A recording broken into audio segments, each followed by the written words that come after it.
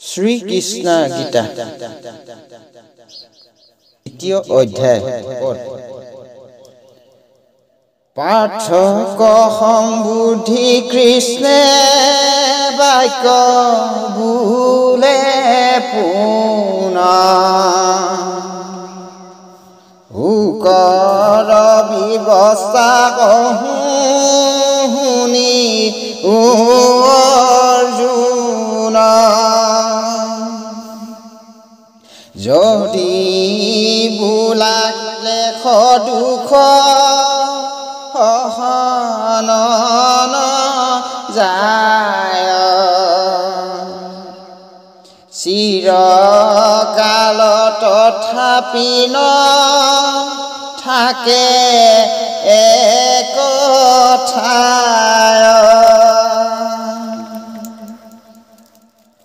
শীত উষ্ণ সুখ দুখ ইন্দ্ৰিয় বিষয় নষ্ট বস্তু বুলিয়া হিও ধনঞ্জয় শীতান্তত হুৱে উষ্ণ উষ্ণান্তত শীত দুহাৰ দুয়ো পৰিৱৰ্তী শৰীৰৰ শীত এৰাম শীতে শীত উষ্ণে উষ্ণ তেবে দুখ নাই কিন্তু কটু কালে থাকে কটু কালে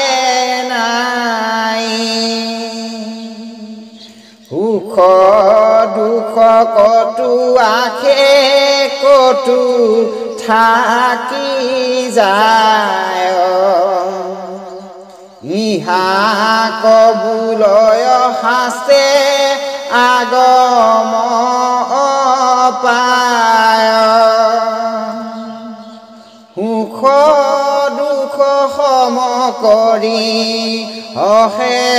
যিটো জনা এহি ধীৰ বুদ্ধিমত মন্ত মুখ্য ৰস ভাজন অখন্ত বস্তুত কৈতো নাহি কে প্ৰকাশ হন্ত বস্তু ভৈলে কদাচিতো নাহি নাশ অজ্ঞানী অসন্ত সন্ত একে কৰি মানে জ্ঞানী বিচাৰিয়া তত্ত্ব স্বৰূপ জানে শীত উষ্ণ সুখ দুখ যাৰ মানে নাই এহিহে পুৰুষ শ্ৰেষ্ঠ মুখ্য পদ পাই অবিনাশী আত্মাৰ প্ৰমাণ নাহি যাৰ অবয়ক্ষয় বিভু ব্যাপক সংসাৰ দেহ আদি অন্ত পুনু মৰে উপজয় হেন জানি যুদ্ধ কঠিও ধনঞ্জয় তভু হুক দূৰে নুহে অৰ্জুনৰ মনে পুনু সাংখ্য উপদেশ কন্ত নাৰায়ণে মোক বধিবে কলোকে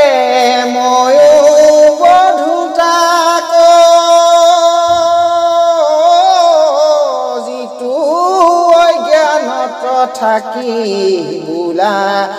মোক ৰবাক ইটো বধন যায় বেটা হার নাহি বধ যিটো অজ্ঞানত কহে জানিবা অন্ধ বধাবু বধিবু বধ যেহি হে নৰতে অচিন্ত আত্মাৰ বধ কেন মতে ঘটে আত্মাত নাহিকে যে বিকাৰ এহি চয়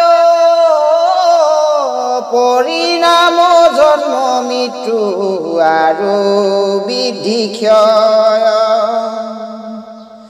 কৃষ্ণে বোলে হেন বুধ লোৱা ধনঞ্জয় আত্মা অবিনাশী আক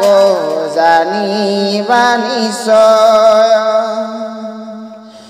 কণ দুৰ্যোধন বুলি খ্যাত জগতত সেহি দেহ নষ্ট হৈবে কৰা সুখতাত এহি হেতু দেহতে সুখ নোযোৱায় পূৰ্ব দেহ এৰি জীৱে আন দেহ যেন নৱ বস্তুক পুৰুষে পিন্ধে আগ পুৰাতন বস্তু পাছে কৰে পৰিত্যাগ যেন জোকে তিন পাইলে ৰয় পৰ জীৱৰ দেহৰ জানা হেহি পতন্তৰ পানী পাদ কৰ্ণ আত্মাৰ নাহি কয় অগ্নি জল বায়ু যাক হস্তে নকাটয় যেবে মুক্তি থাকে টান দহয়নল যেবে মুক্তি থাকে কাটে অংগ যে সকল ৰাম যেন ৰখ থাকে বায়ু সুখে নিৰন্তৰ ইন্দ্ৰিয়ে নপাৰে লৈতে মন অগোচৰ অচিন্ত অব্যক্ত নিত্য আত্মা সনাতন তাক লাগি কেনে হুক কৰা অৰ্জুন আৰু যদি হেনয় সংশয় কৰা সখী দেহ সংগে আত্মা মৰে উপজয় দেখি এহি হেতু হুক তুমি নকৰিবা মৰিলে অৱশ্যে পুনৰ পিহুৱে যাত উপজিলে পুনৰপি অৱশ্যে মৰয় এহি মতে জীৱ দেহু কতো নুগুচয় স্বভাৱে দেহাৰ ধৰ্ম মৰি উপজয়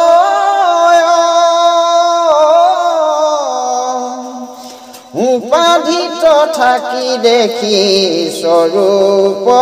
নোহয় যেন ঘট মধ্যে দেখি চন্দক সাক্ষাৎ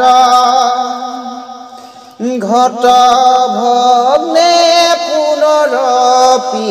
চন্দনাহি তাত হেহি মতে আত্মাদেশ নাছিল পূৰ্বত উপজিৰ মধ্যকালে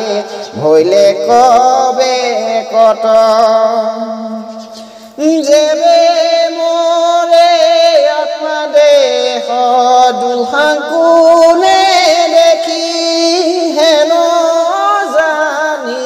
কি কাৰণে হুকে কৰা সখী পূৰ্বত নাছিল মধ্যকালে ব্যক্ত হৈল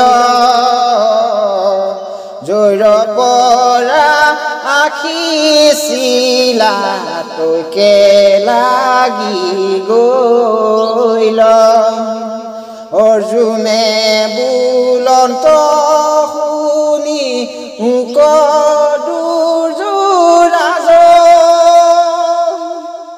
সাক্ষাতে দেখিলা দৃষ্টান্তৰ কোন কাজ আন যত মূৰ্খতাৰ কথা এৰি মুক সাক্ষাতে দেখিলে পণ্ডিতৰো হ'বই হুৱন্ত পণ্ডিত কবি ব্যাস মহামতি হুকে জানতে হুক কৰিলন্ত আতি কৃষ্ণে বোলে অদভূত শুনিও অৰ্জুন মুহুৰ স্বৰূপ জানিবা কপাৰে কোন মই বৰ্ম মোৰ কৰ্ম নজানে সাক্ষাৎ বৰ্ম হৰ মোহ হৈ মুহুৰ মায়াত বেলাত স্থূল শোক আদি অন্ত নাই কুটিয়ে কবৰ্মলোম ৰন্ধে আখে যায় যিবেলাত মই আৰু সূক্ষ্ম ৰূপ ধৰো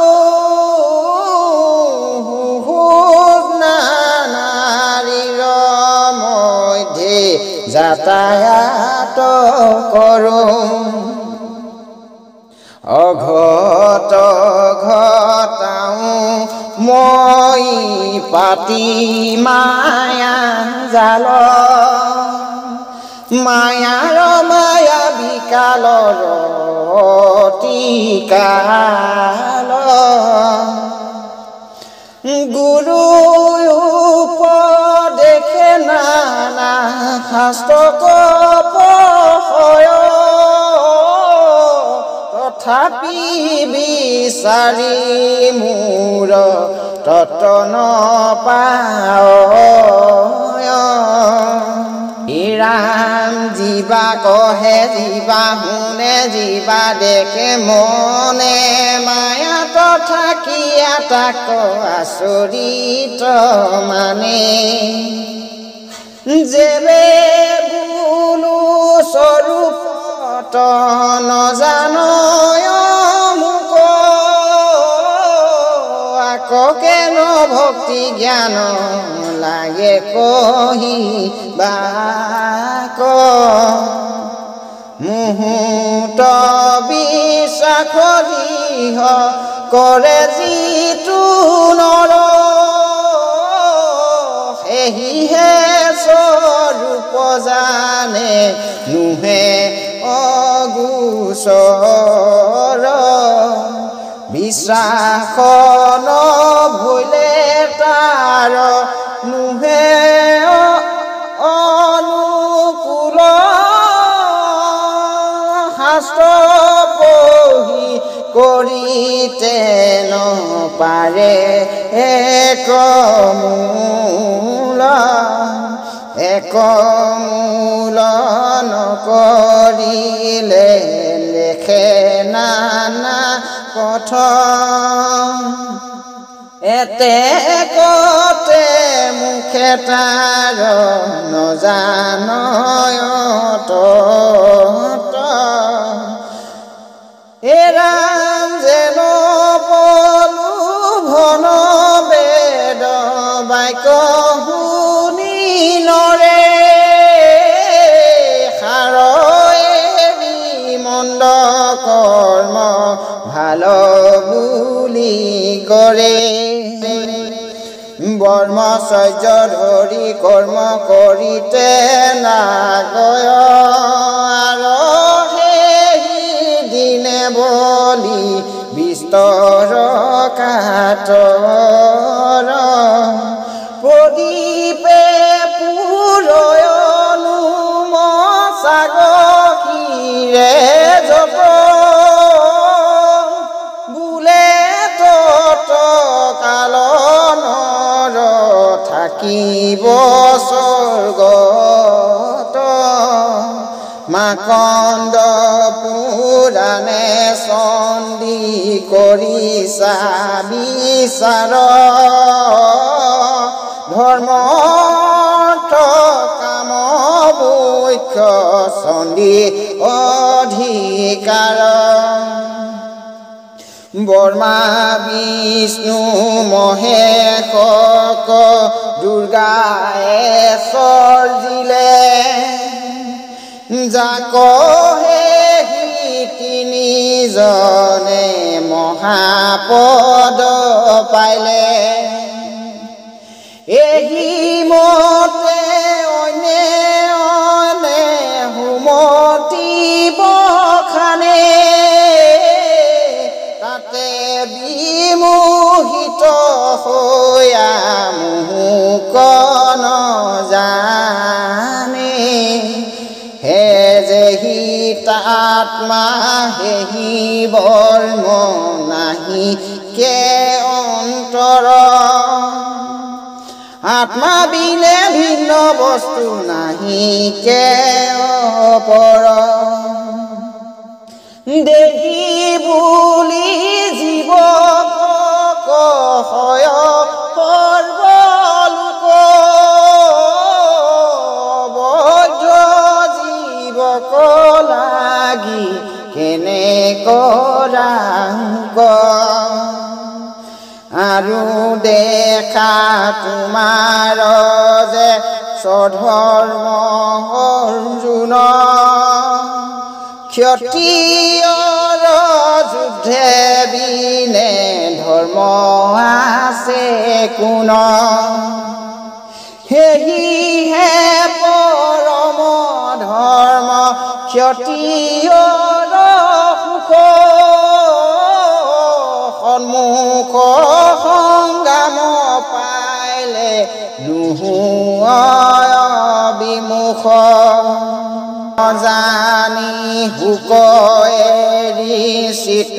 কৰা ডাঠ স্বৰ্গক যায় বাক লাগি মেলান কপাত বন্ধু বধ ভয়ে যদি যুদ্ধ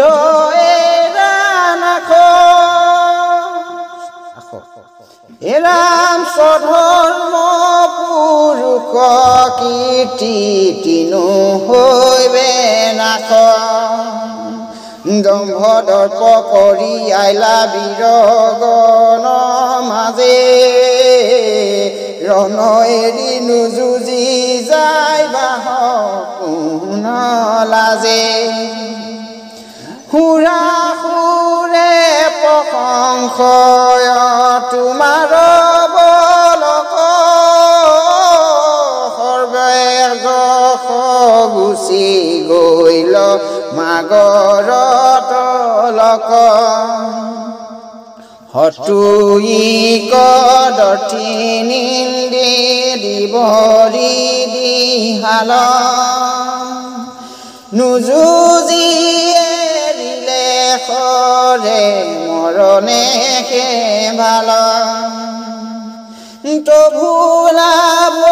দুয়ো মতে জানিবা নিশ্চয় হেন জানি যুধে উঠি ধনঞ্জয় ৰণজয়ে কণ্টকা পৃথিৱী ভুঞ্জিবা যদি ভংগ খোৱা মৰি স্বৰ্গলোক পাইবা স্বধৰ্ম জানিবা যুদ্ধে উঠা ধনঞ্জয় নেৰিবা যুদ্ধ মানে এৰিও সংশয় ৰণজয় ৰাম ৰণজয় সুখ লাভ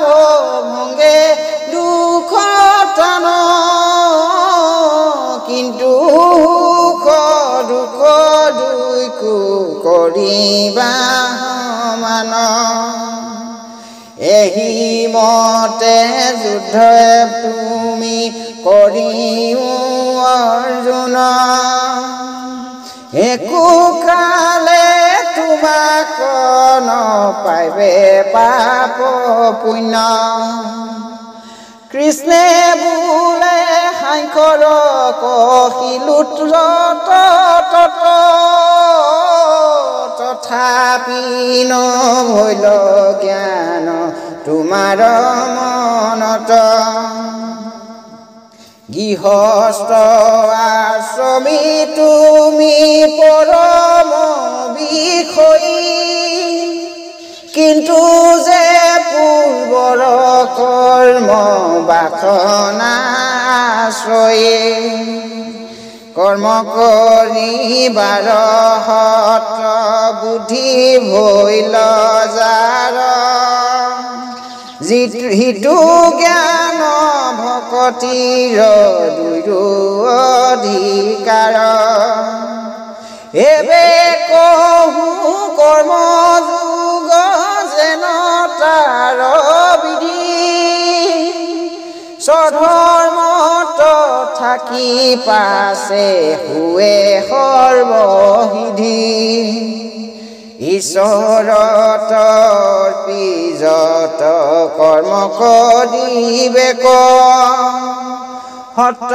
বুদ্ধি ভৈলে হৈবে দেহাত্মা বিবেক দেহাত্মা বিবেক জ্ঞান হৈবে পুৰুষৰ আত্মা পৰমাত্মা জ্ঞান হৈবে তাত পৰ আপুনি ঈশ্বৰ পাছে হৈবে কবে কত বাসুদেৱ বুদ্ধি হৈবে সমস্ত প্ৰাণিত ঈশ্বৰত অৰ্পি কৰ্ম কৰিবা প্ৰবন্ধে তেবে কোনো কালে নপৰিবে কৰ্ম বন্ধে কৃষ্ণক প্ৰণামী পুনু বুলন্ত অৰ্জুন এহি মতে কৰ্ম কৰিবাক পাৰে কোন বিষয়ত থাকি নানা বিঘ্নি লাগলয় কৰ্ম